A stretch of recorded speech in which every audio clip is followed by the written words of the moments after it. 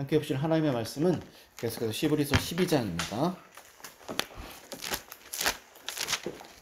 히브리서 12장 5절에서 11절입니다.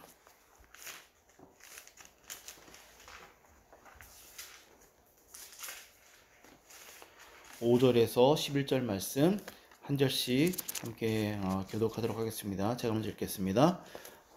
또 아들들에게 권하는 것 같이 너희에게 권면하신 말씀도 잊었도다. 일러스되 내 아들아 주의 징계하심을 경히 여기지 말며 그에게 꾸지람을 받을 때에 낙심하지 말라.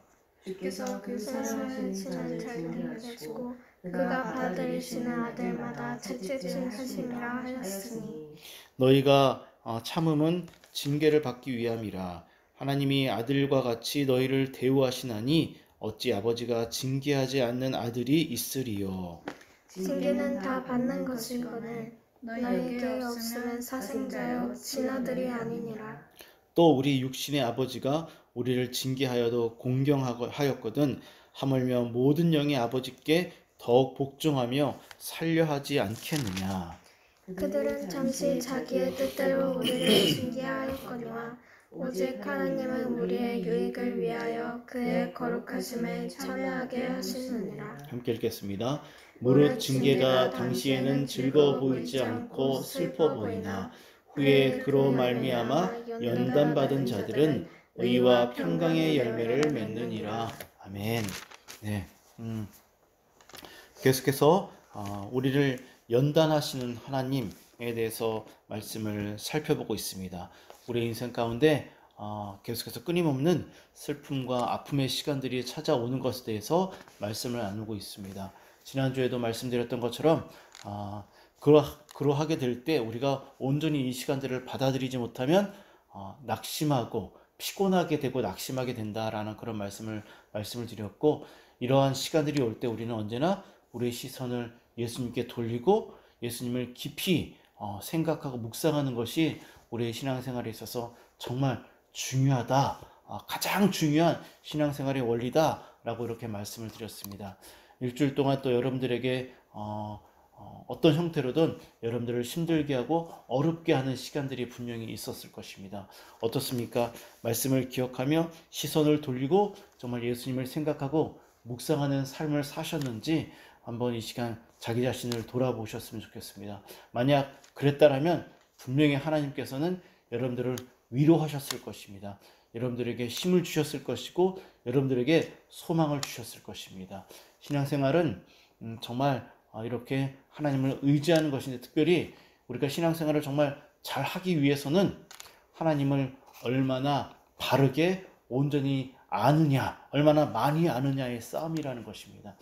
신앙생활을 잘하고 싶다면 먼저 하나님을 아는 것이 중요하다라는 것입니다.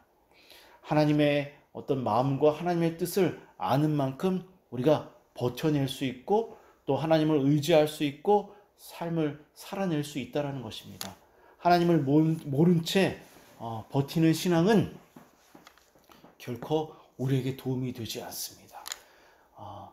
하나님을 모른 채 버티는 신앙은 결국 말씀이 이야기한 대로 피곤하게 될 뿐이고 낙심하게 될 뿐이고 하나님을 원망하게 될 뿐이고 또 하나님과 멀어지게 될 뿐이라는 것을 우리가 분명히 이해해야 한다는 것이죠.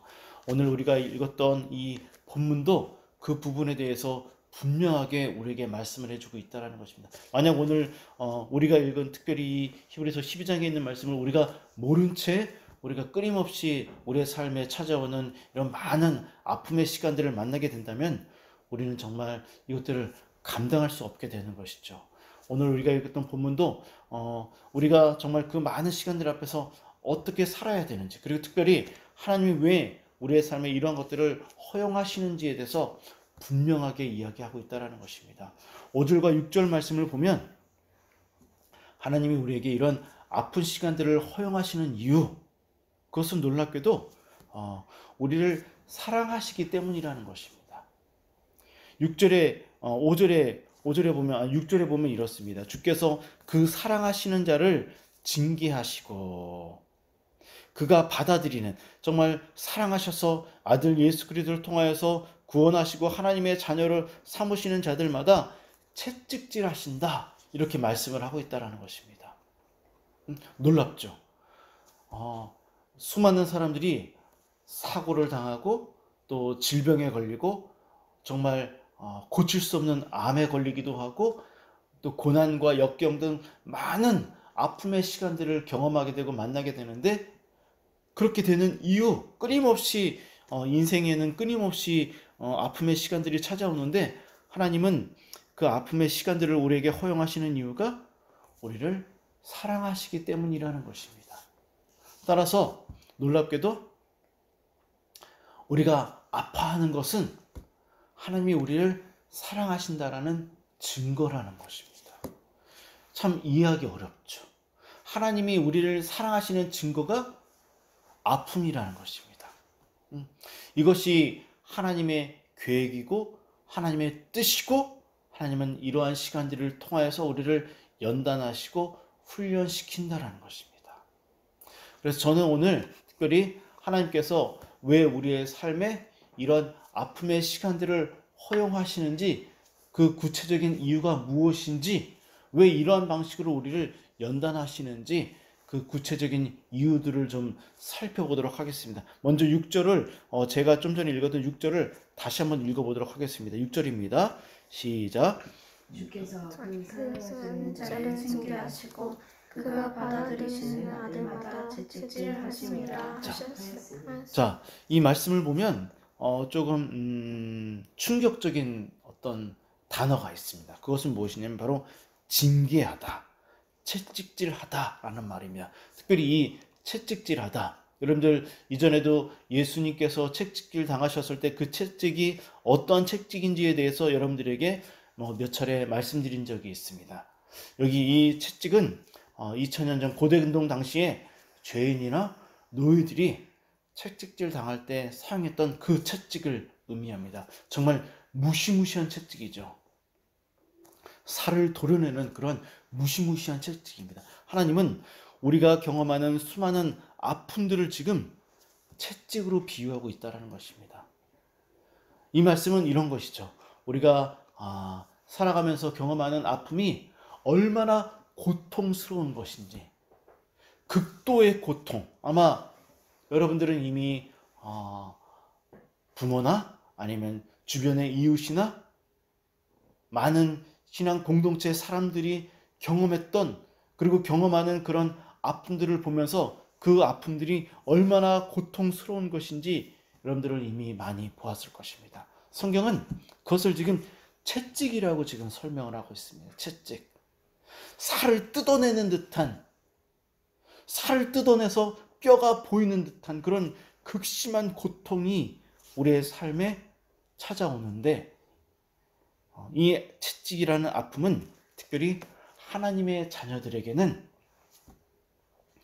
모두에게 단 한 사람도 벗어나지 않는, 모두에게 찾아오는 아픔이라고 지금 이야기를 하고 있습니다.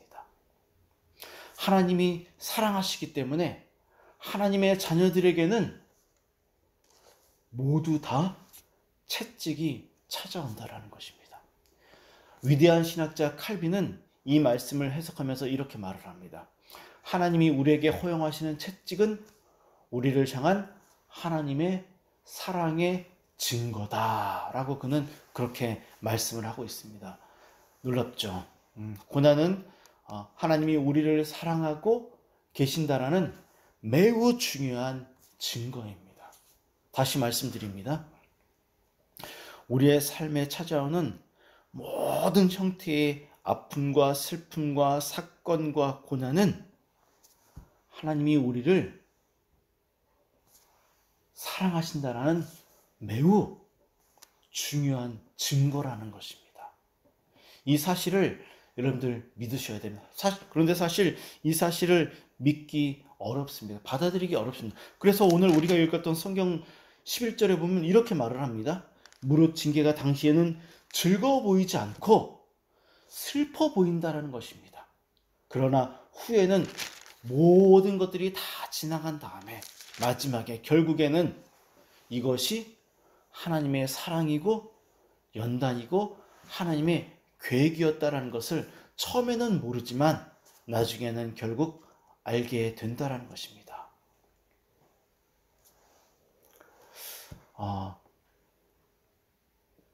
8절을 보시기 바랍니다. 8절에는 이렇게 말을 합니다. 징계는 다 받는 것이거늘, 다 받는다라는 것입니다. 너희에게 없으면 사생자여 친아들이 아니니라. 자, 만약 우리에게 없다면 하나님의 자녀가 아니라는 것입니다. 우리는 하나님의 자녀입니다.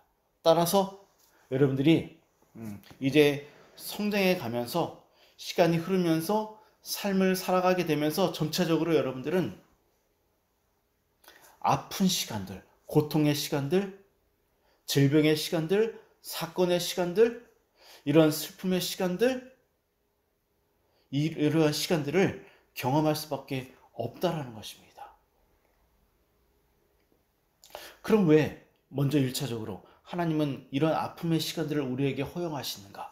전에도 말씀드렸듯이 어려움이 없으면 우리는 하나님을 의지하지 않기 때문입니다. 고난과 아픔의 시간들은 우리가 하나님을 어떻게 붙잡고 어떻게 의지해야 되는지에 대해서 배울 수 있는 매우 중요한 시간들이 된다는 것입니다. 그래서 우리는 어려움의 시간들이 밀려올 때 반드시 지난주에 말씀드렸던 것처럼 그 어려움들에 함몰되고 빠지는 것이 아니라 그때 우리의 시선을 예수 그리스도께 돌리고 예수 그리스도가 우리를 위해 하신 일들을 묵상하면서 주님께 간절히 도움을 구하는 그러한 삶을 살아야 한다는 것입니다. 여러분들 어떤 외부로부터 오는 그런 고통의 시간뿐만 아니라 우리의 어그러지는 감정 앞에서도 우리는 반드시 예수 그리스도를 바라보고 의지해야 한다는 것입니다. 그래야지만 주께서 우리의 감정을 만져주시고 우리의 생각을 만져주시고 우리의 아픔을 위로하시고 우리를 회복시켜 주셔서 그 상황 가운데서도 그 아픔의 시간 가운데서도 하나님의 은혜를 경험함으로 인하여서 우리는 그 아픔의 시간에 하나님께 감사할 수 있게 된다는 것입니다. 따라서 고난이나 시련이나 이 아픔의 시간들은, 이 아픔의 감정들은 그리스도인의 삶에 있어서 없어서는 안 되는 매우 중요한 본질이라는 것입니다. 우리 그리스도인에게 가장 중요한 본질이 바로 없어서는 안 되는 본질이 무엇이냐면 바로 아픔이라는 것입니다. 고난이고 역경이라는 것입니다. 이것이 없이는 그리스도인의 삶을 해석할 수 없다라는 것입니다. 이해할 수 없다라는 것입니다. 그렇기 때문에 우리는 이 아픔들을 해석하고 이해하고 받아들이는 훈련과 또한 이 부분에 있어서 하나님을 알아가는 그러한 시간들이 우리에게 매우 중요하다는 것을 여러분들이 이해해야 하고, 그리고 이것은 자기 혼자만의 문제가 아닙니다. 왜냐하면 좀 전에도 말씀드렸던 것처럼 그리스도인이라면 누구나 다 극도로 힘든, 정말 삶을 포기하고 싶을 정도의 극심한 고난을 경험하게 됩니다. 그래서 우리는 이 부분에 있어서 하나님이 우리에게 왜 이런 아픔을 허용하시는지에 대해서 정말 바르게 잘 이해해야만 자신도 위로받을 수 있고 옆에서 고통받고 있는 사람들이 그 사람들을 위로할 수 있고 격려할 수 있고 또한 권면할 수 있고 그를 위해서 바르게 기도할 수 있다는 것입니다. 사람들은 연약하기 때문에 우리 그리스도인들은 아픔이 올 때 하나님을 의지하는 것도 중요하지만 함께 신앙생활하는 그리스도인 공동체 안에서 누군가에게 아픔을 고백하고 정말 그 아픔을 함께 나누는 것도 우리에게 매우 중요합니다. 그래서 우리는 이 부분에 대해서 정말 바르게 알고 있어야만 나도 위로받을 수 있고 상대방도 위로할 수 있다는 것입니다.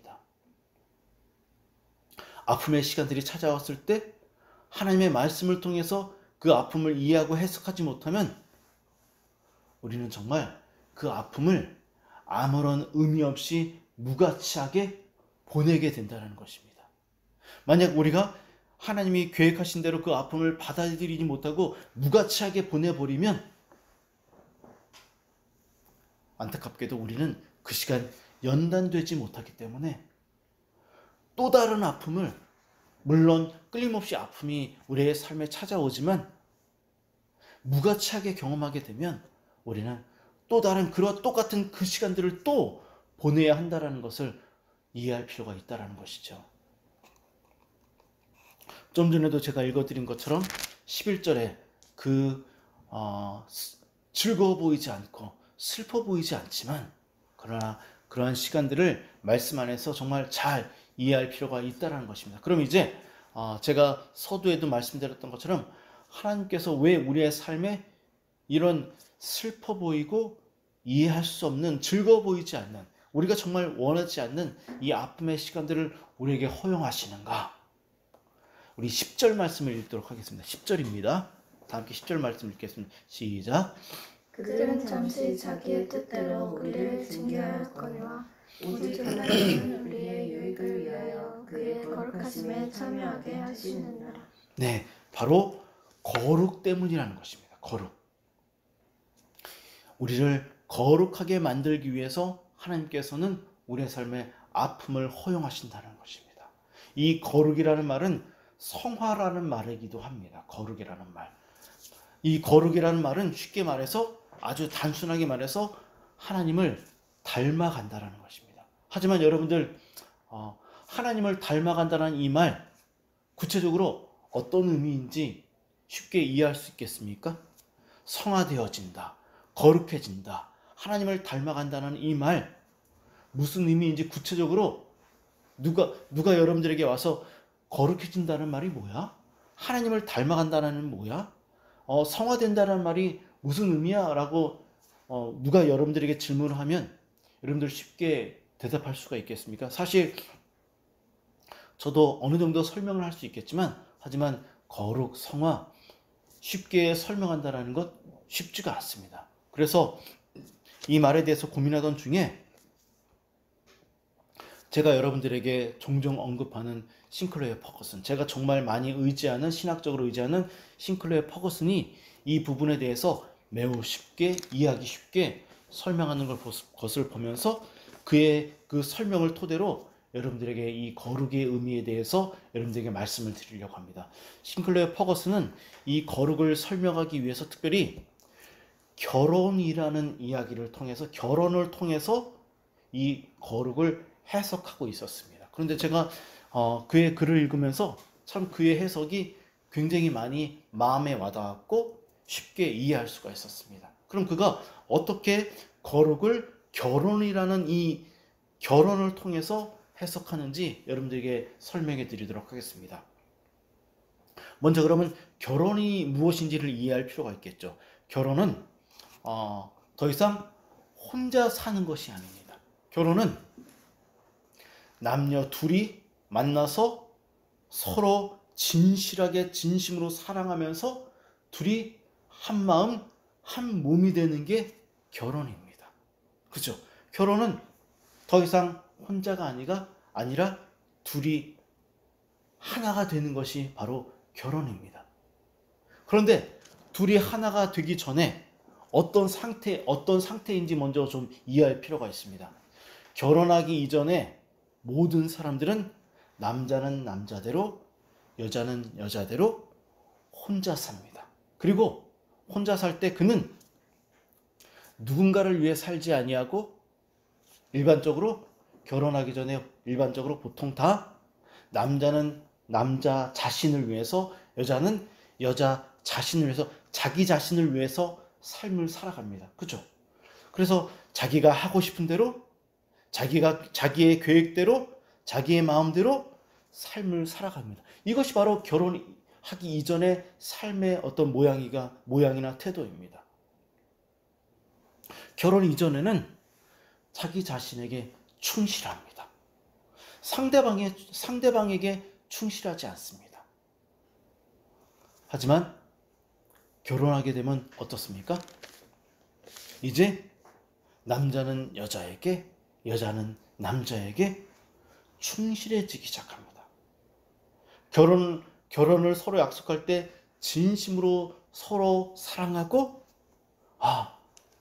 당신이 없으면 나는 살아갈 어떤 의미도 없고 가치도 없어. 당신 없으면 나는 이제 살 수가 없어.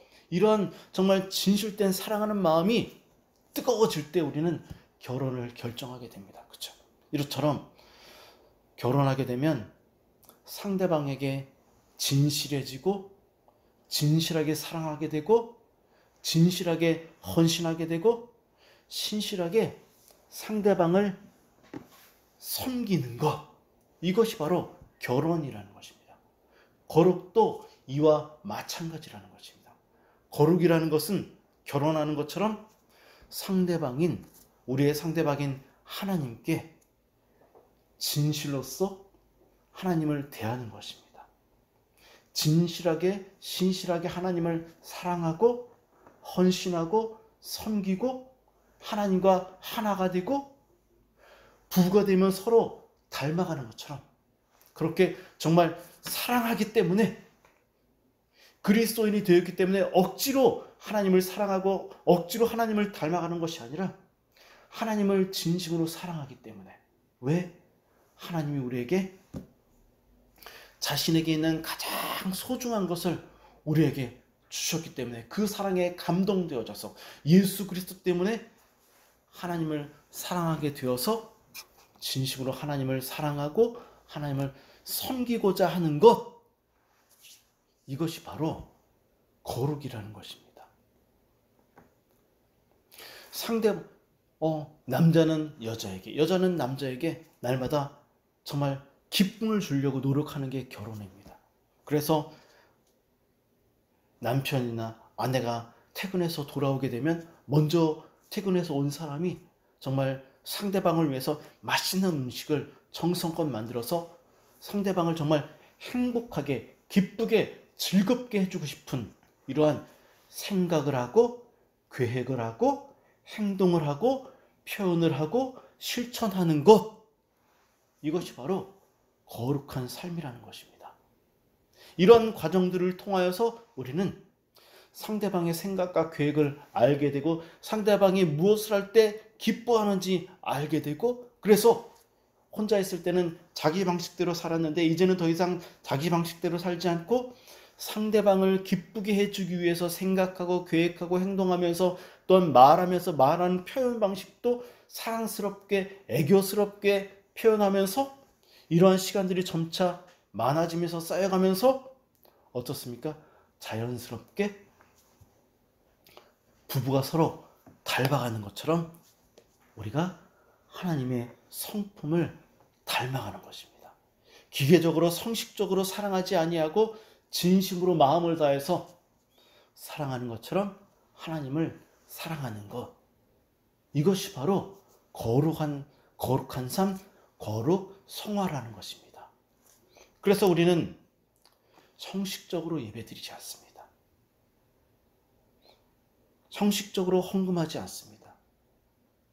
사랑하는 아내에게, 사랑하는 남편에게 자신의 것을 전혀 아까워하지 아니하고 어떻게든 하나라도 더 진심으로 주고 싶어하는 마음으로 하나님께 예물도 드리고 예배도 드리고 찬양도 하고 헌신하고 주님을 위해 살겠다라고 마음을 먹는 상태, 이것이 바로 거룩한 마음의 상태라는 것입니다.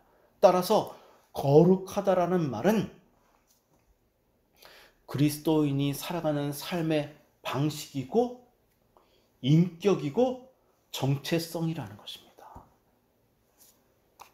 결혼하게 되면 남자는 여자의 소유가 되고 여자는 남자의 소유가 됩니다.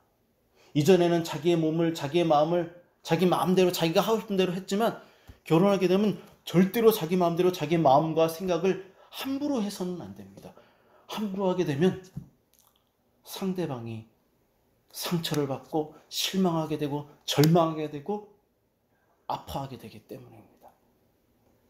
거룩도 마찬가지입니다. 우리가 함부로 우리의 마음과 우리의 몸을 우리의 육신대로 놀리고 사용하게 되면 하나님이 마음 아파하게 되는 것이죠. 그래서 거룩은 상대방이 싫어하는 일을 하지 않는 것입니다. 왜냐하면 상대방의 마음을 아파하기 때문입니다. 그래서 결혼 생활을 잘하기 위해서는 항상 남자는 여자는 남자가 싫어하는 일을 되도록 하지 않는 것이 결혼입니다. 이것이 바로 또한 거룩입니다. 그래서 거룩함은 바로 하나님의 소유가 되는 것이고, 남자가 여자의 소유가 되기 위해서, 여자가 남자의 소유가 되기 위해서 결혼하는 것처럼 우리가 하나님의 소유가 되고 싶어 하는 것입니다.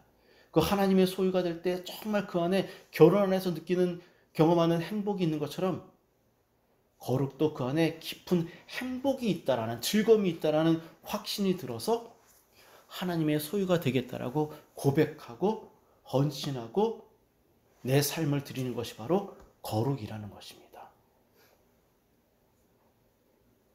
이처럼 하나님을 진심으로 사랑하기 때문에 헌신하는 것이 이것이 거룩이고 성화라는 것을 여러분들이 결혼을 토대로 제가 설명드린 이 말씀을 아마 이전에 들었던 말씀보다 더 쉽게 이해했을 것이라고 믿습니다. 말씀을 마무리하도록 하겠습니다. 여러분들은 지금 현재 지금 이 상황 속에서 여러분들은 지금 현재 하나님을 위해서 무엇인가 하나 이상씩 하고 있을 것입니다. 저는 설교를 하고 있고 또 목사이고 하나님의 자녀로 살아가고 있습니다. 여러분들은 예배 때마다 어떤 분들은 반주를 하고 있고 어떤 분들은 또 다른 악기를 다루고 또 찬양을 하기도 하고 또 무용을 하기도 하고 여러 가지 또 믿지 않는 친구들에게 전도를 한다든지 이렇게 여러분들은 하나님을 위해서 지금 한 가지 이상씩을 하고 있습니다. 무엇이든지 간에 여러분들이 하나님을 위해서 하고 있는 일들이 진심으로 남자가 여자를 사랑하고 여자가 남자를 사랑하는 것처럼 여러분들이 하나님을 사랑하기 때문에 진심으로 여러분들의 마음을 잘 준비시켜서 기계적이지 않고 수동적이지 않고 능동적으로 하고 싶어서 하고 있는지 여러분들의 마음의 상태를 돌아보았으면 좋겠습니다. 왜냐하면 이것이 거룩이고 하나님은 이런 거룩한 삶을 살아가도록 하나님을 닮아가도록 하게 하시기 위해서 우리의 삶에 아픔을 허용하시고 우리를 연단하시기 때문입니다. 자, 생각해 보시기 바랍니다. 하나님을 닮은 형태의 말과 행동을 하는 것이 쉽지 않다라는 것을 우리는 이해해야 합니다. 이러한 아픔의 시간들을 통하여 연단되어질 때 우리는 하나님을 닮아간다는 것입니다. 거룩한 삶을 살아가게 된다는 것입니다. 거룩은 결코 쉬운 것이 아닙니다. 그래서 말씀을 준비하면서 싱클레어 퍼거슨 이 부분까지는 이야기하지 않았지만 이런 생각을 해보았습니다. 무엇이냐면 결혼하게 되면 처음에는 결혼하면 굉장히 행복할 것 같습니다. 그런데 결혼하게 되면 대부분의 남녀는 처음에 많이 갈등하고 많이 싸웁니다. 왜냐하면 서로 다른 형태의 삶을 살다가 둘이 하나가 되었기 때문에 서로 맞지 않는 것이 너무나 많습니다.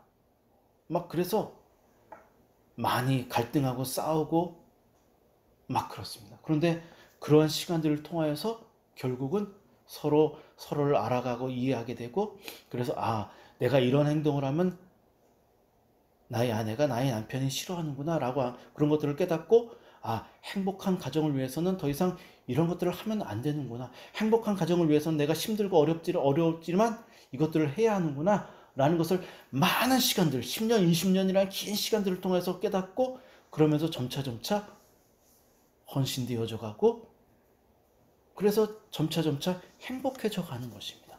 마치 거룩도 신앙생활도 그러한 것이 아닌가 그러한 생각을 해보았습니다. 여러분들 일주일간 또 어떠한